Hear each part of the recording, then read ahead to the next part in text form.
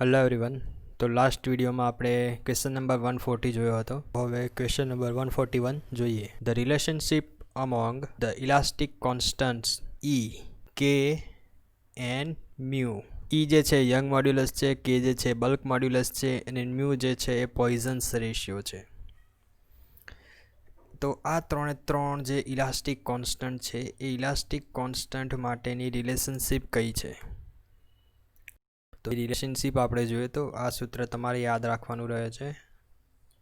E is equal two 2G 1 plus mu is equal two 3K 1 minus 2 mu is equal two 9kg upon 3K plus G.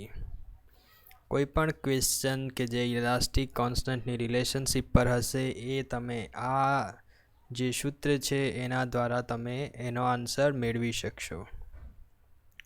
તો અહીં તમને answer છે કે અને ઈના ફોર્મમાં answer જોઈએ છે, બરાબર. બધામાં જોશો તો એવું જ હશે, કે અને ઈના ફોર્મમાં, કે અને ઈના ફોર્મમાં, કે અને ઈના ફોર્મમાં, બરાબર. તો અહીં કે અને ઈ ક્યાં છે? તો ઈ અહીં છે અને કે અહીં છે. તો આ બંનેને ઉઠાવી લેવાના. ઈ is equal two 3K 1 minus 2 mu. તો કે અને ઈના ફોર્મમાં જોઈએ છે તો આપણે ઈ અપન 3 1 માઇનસ 2 મ્યુ, બરાબર.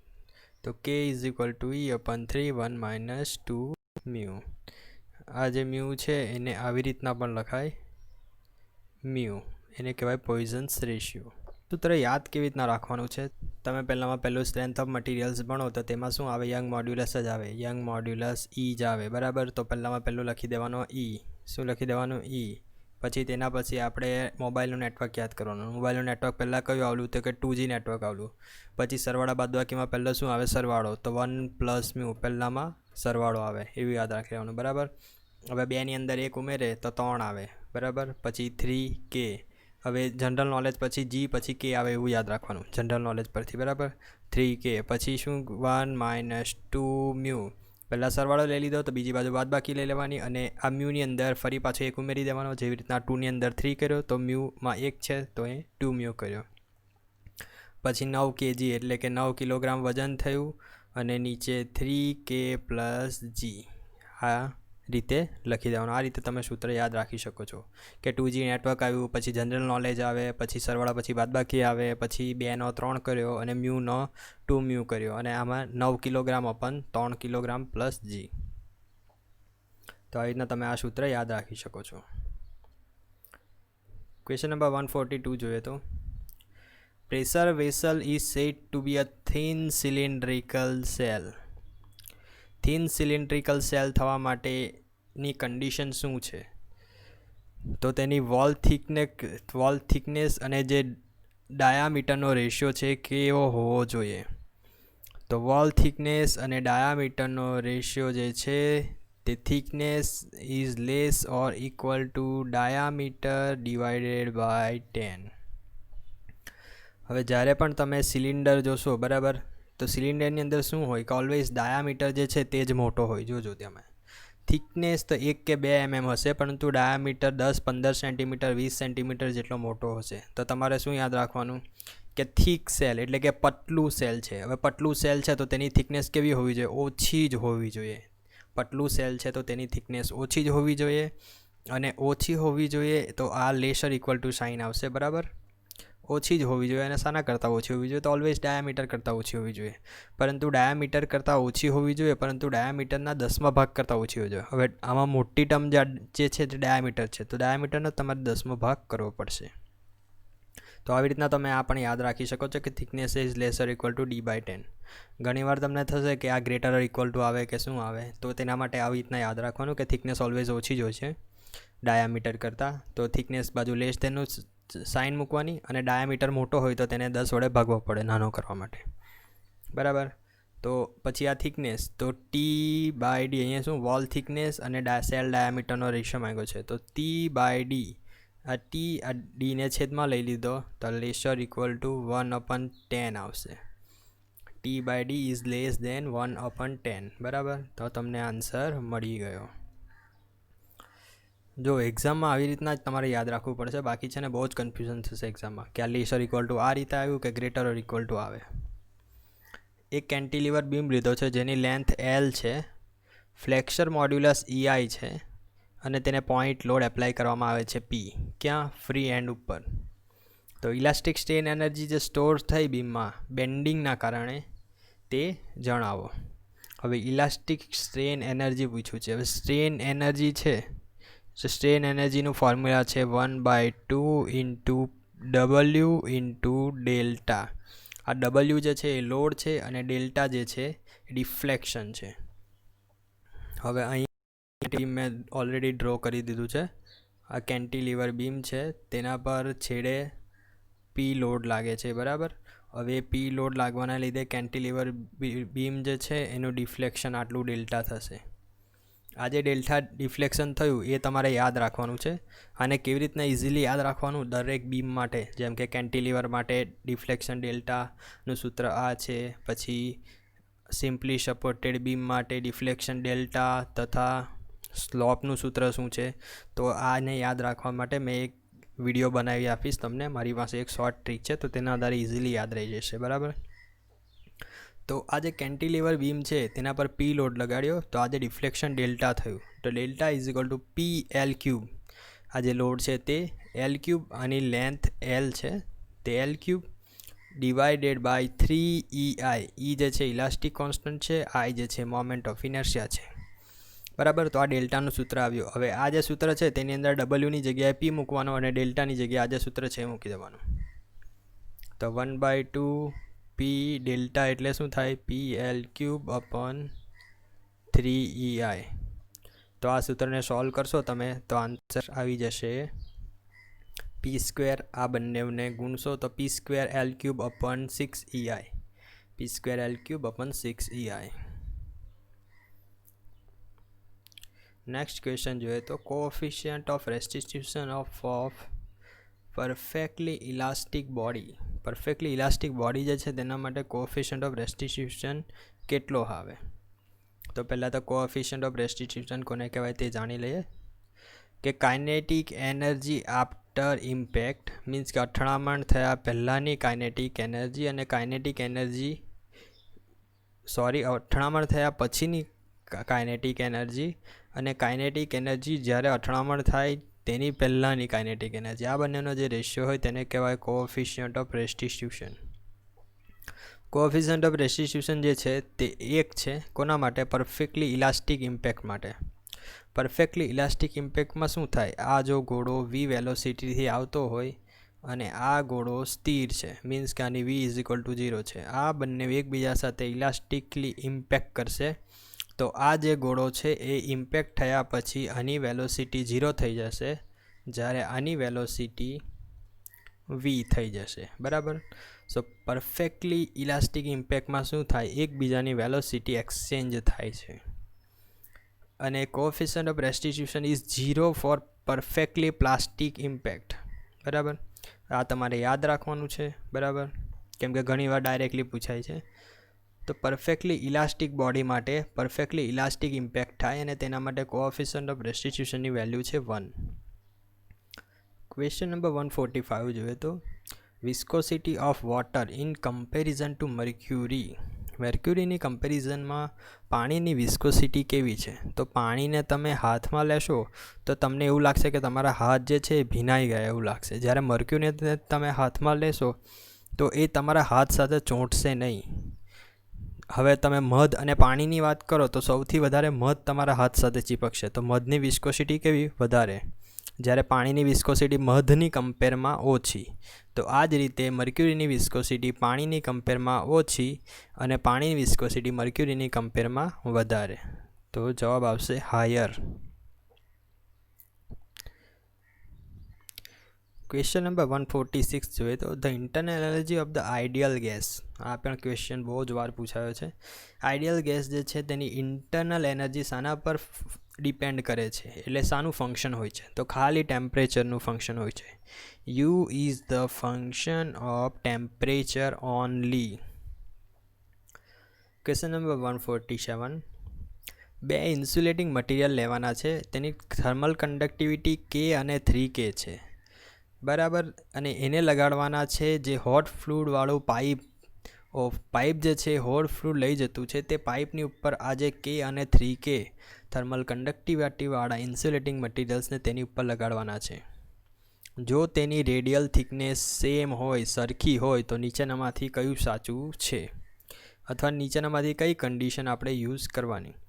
તો જ્યારે પણ બે અલગ અલગ થર્મલ કન્ડક્ટિવિટીવાળી વસ્તુ હોય અને તમારે જો હીટ ટ્રાન્સફરને મિનિમાઇઝ કરવાનું હોય તો આ સેન્ટેન્સ યાદ રાખી લેવાનું કે જ્યારે હાઈ થર્મલ રેઝિસ્ટન્સવાળું જે મટીરિયલ છે તેને અંદરની બાજુ જ વાપરવું. હવે આપણે સમજીએ તો આ જે પાઇપ છે, પાઇપનો ક્રોસ સેક્શન છે, તેની અંદરથી હોટ ફ્લુડ જાય છે. હવે આનું આપણે ઇન્સ્યુલેશન કરવાનું છે. આ જે પાઇપ છે તેનું ઇન્સ્યુલેશન કરવાનું છે. તો ઇન્સ્યુલેશન માટે બે મટીરિયલ્સ છે અલગ અલગ આપણી પાસે. આ પહેલું મટીરિયલ્સ અને આ બીજું મટીરિયલ્સ, બરાબર. આ પહેલું મટીરિયલ છે અને બીજું મટીરિયલ છે. તો અંદરની બાજુ કયું મટીરિયલ્સ રાખવાનું? તો અંદરની બાજુ ઓલવેઝ એ જ મટીરિયલ રાખવાનું કે જેનો હાઈ થર્મલ રેઝિસ્ટન્સ હોય. હાઈ થર્મલ રેઝિસ્ટન્સવાળું મટીરિયલ અંદરની બાજુ આવશે અને ઓછા થર્મલ રેઝિસ્ટન્સવાળું મટીરિયલ બહારની બાજુ આવશે. આ પણ ક્વેશ્ચન ઘણીવાર પૂછાયો છે કે material with the lower thermal conductivity should be used four inner layer. હવે જો અહીંયા તમે પાછા ગૂંચવે, અહીંયા મેં તમને કીધું હાયર થર્મલ રેઝિસ્ટન્સ. હવે જેનો થર્મલ રેઝિસ્ટન્સ હાયર હોય, બરાબર, તો તેની થર્મલ કન્ડક્ટિવિટી કેવી હોય? લોઅર હોય. તો આ બે વર્ડમાં ગૂંચવવાનું નહીં, કેમ કે મેં તમને કીધું કે થર્મલ રેઝિસ્ટન્સ હાયર હોય તો તેને અંદરની બાજુ વાપરવાનું, પરંતુ જોશો તમે તો જેની થર્મલ કન્ડક્ટિવિટી ઓછી હોય તેને અંદરની બાજુ વાપરવાનું. તો આ પણ સાચું છે. આ બંને એકબીજાના વિરોધી છે, બરાબર. થર્મલ રેઝિસ્ટન્સ અને thermal conductivity. With higher thermal conductivity for the outer, એટલે કે જેની ઓછી થર્મલ રેઝિસ્ટન્સ છે તે બહારની બાજુ વાપરવો.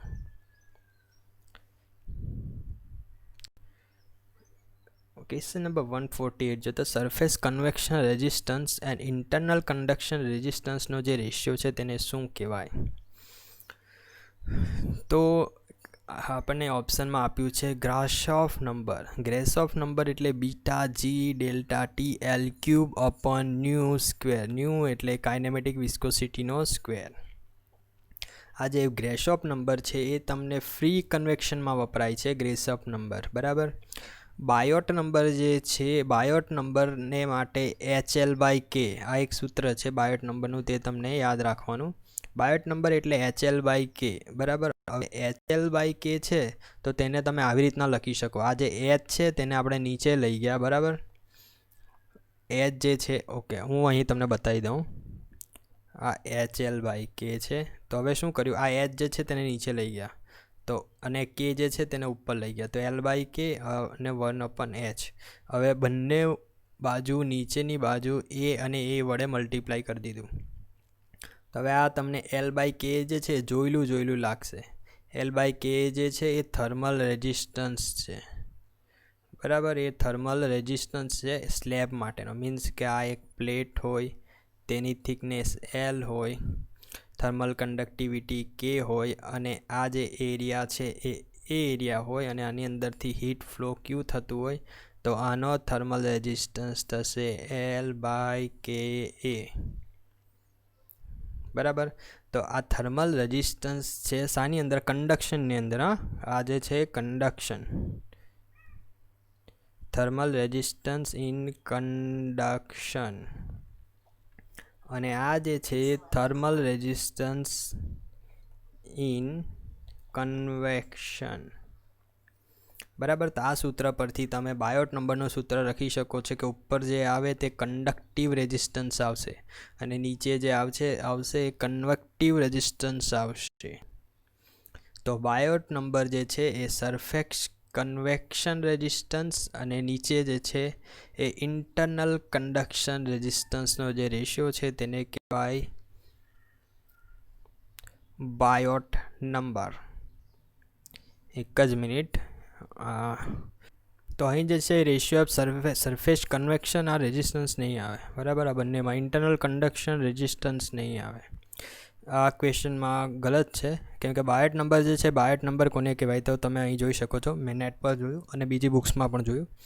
તો બાયોટ નંબર જે છે એ convection at the surface of body, બરાબર. જો કન્વેક્શન થતું હોય એચ ડેલ્ટા ટી તમે જોઈ શકો છો. એચ ડેલ્ટા ટી એ શાનું સૂત્ર છે? Q is equal to H A delta T. આ કન્વેક્શન માટેનું હીટ ટ્રાન્સફરનું સૂત્ર છે, બરાબર. તો ઉપર આવશે convection at the surface of body અને નીચે જે આવશે જો બીજું એક Q is equal to K A delta T by delta X. આ જે છે આનું કન્ડક્શનનું સૂત્ર છે. આ જે Q જે છે K A delta T by delta X, અને તેના આધારે જો તમે આ એરિયાને કાઢી નાખો, ઉપર નીચે બંનેથી એરિયા ઉડાડી દો, તો કે delta T by delta X એટલે થિકનેસ, તો તેની જગ્યાએ એલ લઈ દીધો, બરાબર. તો આ તમે જોઈ શકો છો એ કન્ડક્શન વિધિન ધ બોડી. શું? Conduction within body. તો અહીં જો આ લોકો ઉપર સરફેસ કન્વેક્શન લેવાના હોય તો સરફેસ કન્વેક્શન માટે આ રેઝિસ્ટન્સ વર્ડ ઉપર નીચે બંને જગ્યાએ રેઝિસ્ટન્સ વર્ડ નહીં આવવો જોઈએ. જો રેઝિસ્ટન્સ અહીં લખે તો અહીં સરફેસ કન્ડક્શન રેઝિસ્ટન્સ આવશે, બરાબર. ઉપર કન્વેક્શન નહીં આવે, અહીંયા કન્ડક્શન આવવું જોઈએ. અને બીજું નીચે આવશે convection resistance at the surface of body, જે મેં તમને આગળ બતાવ્યું તેમ. મને આની અંદર થોડું કન્ફ્યુઝન લાગ્યું એટલે મેં આને ફરી નેટ ઉપર જોયું, બરાબર. અને આ એક આવું હોય છે. પછી લમ્પ બોડી એનાલિસિસ માટે બાયોટ નંબર છે લેસ દેન 0.1 હોવો જોઈએ. આ એક ઇમ્પોર્ટન્ટ વસ્તુ છે. બાયોટ નંબર જે છે લેસ દેન 0.1 હોય તો જ તમે લમ્પ બોડી એનાલિસિસ કરી શકો છો. પછી અહીં જે બાયોટ નંબરમાં આવે છે તે બાયોટ નંબરની અંદર જે HLC બાય કે, આ એલ જે છે કેરેક્ટરિસ્ટિક લેન્થ કહેવાય. શું કહેવાય? એલસી જે છે કેરેક્ટરિસ્ટિક લેન્થ કહેવાય. અને એલસી જે છે તે વોલ્યુમ ડિવાઇડેડ બાય એરિયા, આ સૂત્ર પરથી એલસી મેળવવામાં આવે છે. ક્વેશ્ચન નંબર 149 જોઈએ તો the purpose of surge tank. Surge tank જે છે તેનો પર્પઝ શું છે પાઇપલાઇનમાં? તો સર્જ ટેન્ક ક્યાં આવે? તો આ ધારો કે ડેમ છે, બરાબર. આ ડેમ છે, તેની અંદરથી અહીં પાણીમાંથી પાઇપમાંથી પાણી આવતું હોય નીચે સુધી. હવે અહીં એક વાલ્વ લગાવેલો હોય. આ વાલ્વ જો તમે અચાનક બંધ કરી દેશો તો આ જે પાણીનું મોમેન્ટમ છે એ બહુ જ જોરમાં સ્ટોપ થઈ જશે અને જે તમારો પાઇપ છે ફાટી જવાના ચાન્સીસ રહે. તો આ લોકો શું કરે તેની અંદર? તો અહીં આ રીતની એક ટેન્ક લગાવી દે, સર્જ ટેન્ક. હવે શું થશે? તમે આ વાલ્વ જ્યારે પણ બંધ કરશો ત્યારે પાણીનું મોમેન્ટમ જે હશે તે ડાયરેક્ટ પાઇપને બર્સ્ટ નહીં કરી દે, પરંતુ જે પાણી છે એ આની અંદર ઉપર સુધી જતું રહેશે અને મોમેન્ટમ જે છે એ વપરાઈ જશે ઉપર સુધી જવામાં, અને આ પાઇપ જે છે તમારો ફાટે નહીં, બરાબર. તો એ જે રિલીવ પ્રેશર કરવામાં આવે વોટર હેમરના કારણે. વોટર હેમર એટલે એક એવો ફિનોમિના કે જ્યારે તમે અચાનક પાણીનો વાલ્વ બંધ કરો ત્યારે જે છન્ન દેન અવાજ આવે તેને વોટર હેમર કહેવાય. આપણા ઘરોમાં પણ પાણીની ટાંકી હોય છે, ત્યાં આ તમારી ધારો કે આ ગોળ ટાંકી છે, તો ટાંકીમાંથી અહીં જે પાઇપ બહાર જતો ને ત્યાં આ રીતનો પાઇપ બહાર કાઢેલો જ હોય છે, બરાબર. તો આ જે પાઇપ છે તેને કહેવાય સર્જ ટેન્ક. ઓકે, તો વોટર હેમરના પ્રેશર રિલીઝ કરવા માટે સર્જ ટેન્ક વપરાય છે. 150માં ક્વેશ્ચન જોઈએ તો stability of the floating body under the influence of gravity alone. ખાલી ગ્રેવિટી જ ઇન્ફ્લુઅન્સ કરતી હોય ત્યારે ફ્લોટિંગ બોડીની સ્ટેબિલિટી માટે નીચેનામાંથી શું જરૂરી છે? આ ફ્લોટિંગ બોડી છે, તો જનરલી ફ્લોટિંગ બોડી આ રીતે એમ સીધી અવસ્થામાં હોય તો એ ટાઈમે શું હોય? આ એનું સેન્ટર ઓફ ગ્રેવિટી છે. પછી આ જે છે સેન્ટર ઓફ બોયન્સી છે. સેન્ટર ઓફ ગ્રેવિટીમાંથી નીચેની તરફ વેઇટ લાગતું હોય અને સેન્ટર ઓફ બોયન્સી પર ઉપરની તરફ જે બોયન્ટ ફોર્સ છે એ આર્કિમિડીઝના સિદ્ધાંત મુજબ buoyant force A centre of બોયન્સી પર લાગતો હોય છે. હવે જો આ ફ્લોટિંગ બોડી છે તે આ રીતનું એમ ત્રાંસું થઈ જાય, બરાબર. આ રીતની એમ વાંકી થઈ જાય તો એ ટાઈમે શું થાય? આ જે સેન્ટર ઓફ પ્રેશર અથવા સેન્ટર ઓફ બોયન્સી છે ને એ શિફ્ટ થઈ જશે. મીન્સ કે અહીંયા જે ફોર્સ બોયન્ટ ફોર્સ અહીંયા લાગતો હતો તે બોયન્ટ ફોર્સ અહીં લાગશે, અને એ બોયન્ટ ફોર્સ આજે એની સેન્ટર લાઇન છે એને જ્યાં છે ત્યાંને તેને કહેવાય મેટા સેન્ટર. શું કહેવાય? મેટા સેન્ટર કહેવાય, બરાબર. બોડીની સેન્ટર લાઇન અને જે બોયન્ટ ફોર્સની એક્શન લાઇન છે બંને જ્યાં છે તેને મેટા સેન્ટર કહેવાય. હવે આ જે મેટા સેન્ટર છે ને એ આ સીજી છે, આ જે છે સેન્ટર ઓફ ગ્રેવિટી છે. મીન્સ કે અહીંયા વેઇટ નીચેની તરફ લાગશે. આ જે મેટા સેન્ટર છે એ જો અહીં આવી જાય ને તો આ અહીંયા કપલ જનરેટ થઈ જશે. જોઈ લો, આ જે જો આ બોયન્ટ ફોર્સ અહીં લાગશે અને સેન્ટર ઓફ ગ્રેવિટી અહીં લાગશે તો શું થશે, તમારી બોડી આ રીતે પલટી ખાવાની તૈયારી કરશે અથવા પલટી ખાઈ જ જશે. તો આપણે શું ધ્યાન રાખવાનું છે ફ્લોટિંગ બોડી માટે? ફ્લોટિંગ બોડી ડૂબે નહીં તેના માટે શું ધ્યાન રાખવાનું છે કે આ જે સેન્ટર ઓફ ગ્રેવિટી છે અને આ જે મેટા સેન્ટર જે ક્રિએટ કરે છે, આ બંને કપલ વિરુદ્ધની ડાયરેક્શનમાં જ હોવા જોઈએ. મીન્સ કે આ ડાયરેક્શનમાં જ હોવું જોઈએ. આ ડાયરેક્શનમાં હોવાથી શું થાય કે તમારી બોડી જો આ રીતની એમ નમશે તો ત્યારે ઓપોઝિટ કપલ આ ડાયરેક્શનમાં લાગશે અને તમારી બોડી સીધી થવાની ટ્રાય કરશે અને જેથી તમારી બોડી ડૂબી નહીં જાય. તો આ જે મેટા સેન્ટર છે સેન્ટર ઓફ ગ્રેવિટીથી ઉપર હોવી જોઈએ. જો સેન્ટર ઓફ ગ્રેવિટીથી મેટા સેન્ટર નીચે હોય તો તમારી બોડી ડૂબી જશે. તો meta centre should be above the centre of gravity. Answer છે બરાબર. મેટા સેન્ટર જે છે એ સેન્ટર ઓફ ગ્રેવિટીથી ઉપરની તરફ હોવું જોઈએ. So thank you so much for watching this video. બાકીના જે 10 ક્વેશ્ચન છે બીજા નેક્સ્ટ વિડીયોમાં આપણે જોઈશું. So please like, share and subscribe my channel Sinhal's Academy. And thank you so much. Bye bye. See ya. Take care.